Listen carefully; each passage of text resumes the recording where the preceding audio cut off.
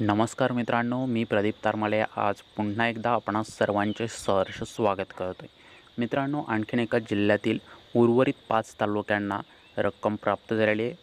शेतकरी बांधवांच्या खात्यामध्येही थेट जमा झालेले आहे. आपण पाहाल तर काहींना 10,000, 11,000 तर काहींना 25,000 पर्यंत रक्कम प्राप्त झालेली आहे. पॉईंट टू पॉईंट इकडे समजून घेणार आहोत. चॅनेलवर नवीन असाल चॅनेल सबस्क्राईब करून नोटिफिकेशन बेल या ठिकाणी प्रेस करून ठेवा. मित्रांनो, अतिशय महत्त्वाची आणि दर्जेदार माहिती आहे, पॉईंट टू पॉईंट कवर करणारच आहोत. त्याआधी जर आपण चॅनेलवर नवीन असाल, मेंबरशिप अद्याप घेतलेली नसेल, मेंबरशिप घ्या, जेणेकरून आपल्या चॅनेलवरील जे काही अधिकृत सदस्य असतील त्यांना आपण विविध सुविधा पुरवत असतो, त्यांचा लाभ आपल्याला या ठिकाणी घेता येईल. अधिक माहितीसाठी डिस्क्रिप्शन बॉक्समध्ये व्हिडिओ दिलेला आहे. या ठिकाणी आपल्याला SMS पाहायला मिळते. अशा प्रकारे अमाऊंट क्रेडिट झालेली आहे. तब्बल 25,500 पर्यंत ही सर्व रक्कम या ठिकाणी वाटप झालेली आहे. 3 तारखेचा SMS आपण पाहिला असेल.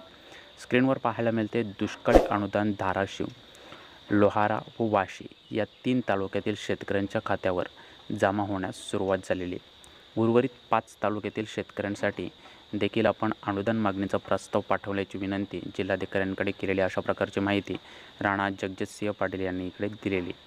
खरीप हंगाम 2023मधील दुष्काळामुळे झालेल्या शेती पिकांच्या नुकसानीकरिता बाधित आपण पाहाल तर 45,725 शेतकऱ्यांना रुपये 5,244 लक्ष या ठिकाणी वितरित झालेले. उर्वरित रक्कम वितरित करण्याची प्रक्रिया सुरू आहे. ठीक आहे. 37,012 शेतकऱ्यांचे eKYC अद्याप प्रलंबित आहे.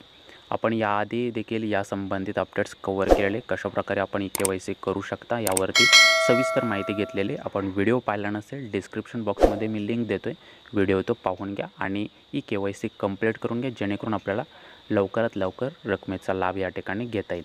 तुर्तास एवढंच. माहिती आपल्याला आवडली असेल नक्कीच लाईक करा, उर्वरित बांधवांपर्यंत पोहोचवा, जेणेकरून त्यांच्या कन्सेप्ट या ठिकाणी इकडे क्लिअर होतील. भेटूयात पुढे. जय हिंद, धन्यवाद.